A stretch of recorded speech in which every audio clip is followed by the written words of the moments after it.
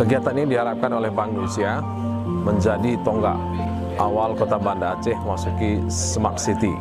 Smart City ini sendiri punya banyak kesempatan ya untuk masyarakatnya menggunakan transaksi dengan pembayaran secara non tunai. Pelabuhan Ulele ini menjadi pilot project pertama sekali di Kota Banda Aceh penerapan Smart City. Bank Indonesia sangat berterima kasih, mengapresiasi kepada semua pihak yang dapat mewujudkan penggunaan non-cash untuk transaksi di Pelabuhan Ulele. Bank Indonesia sejak awal sudah menghimbau kepada semua pihak terkait untuk sama-sama menerapkan Smart City dalam rangka mendukung transaksi-transaksi dilakukan secara efisien yang tentunya bermanfaat bagi semua pihak termasuk Bank Indonesia dalam pengelolaan uang rupiah.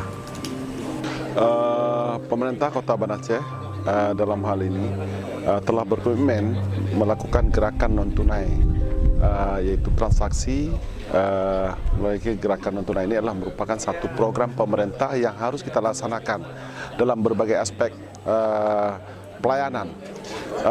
Ini juga untuk dalam rangka meningkatkan PAD.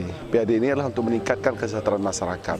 Maka komitmen ini bukan hanya dilakukan oleh Dinas Perhubungan, ini juga akan kita terus gerakan kepada seluruh dinas sehingga transaksi non tunai terus berkembang di Kota Banda Aceh. Ini juga dalam rangka mengantisipasi terjadinya pungutan liar yang bisa menyengsarakan masyarakat.